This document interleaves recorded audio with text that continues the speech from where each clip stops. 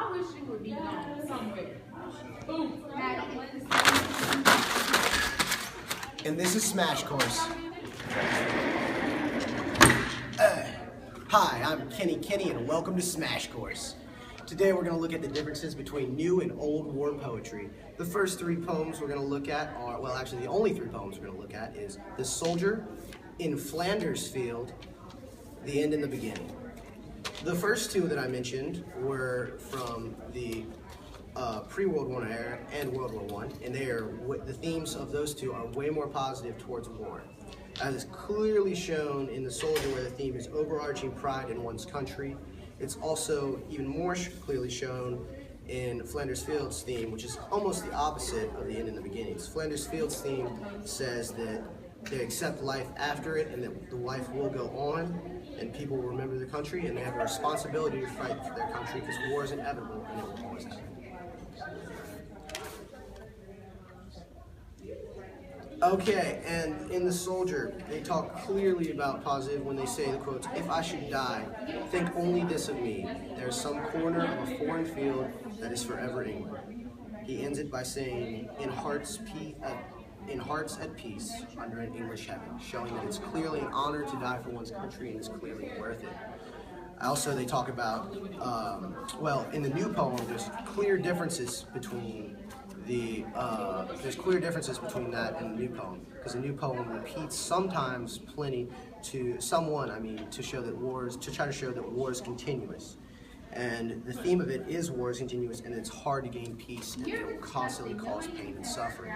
I think the huge shift in views with the old war view to the new war view has to do with the intense media coverage we have of actually seeing people die violently, very, very badly. How no one really wants to die very violently. Also, you see the mass death, which is not really honorable in any way. Excuse me, I'm gonna need to get some water.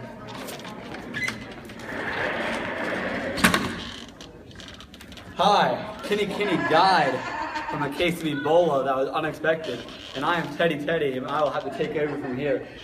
So, as Kenny was comparing the three poems, I'm going to continue this comparison.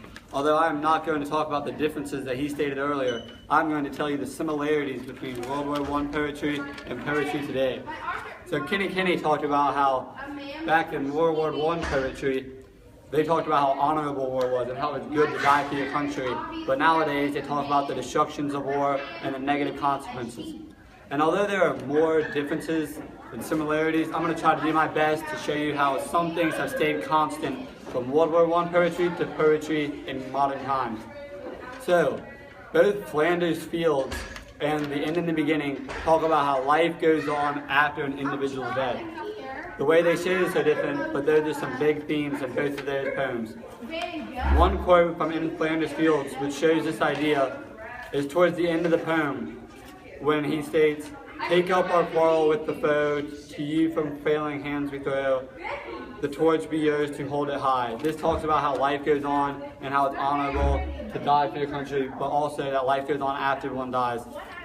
And the End and the Beginning, towards the end it says, "Those who knew what was going on here must make way for those who knew little, and those less than little, and finally as little as nothing." This has more of a negative connotation, but is the same idea expressed for a theme that life must go on even after an individual's death. These are two of the sort of similarities, although the connotations were different, being negative and positive, these have stayed constant.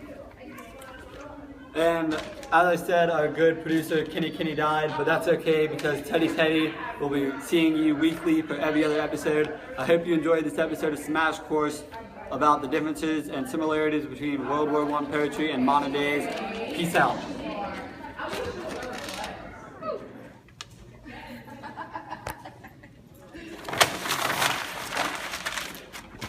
This was Smash Course.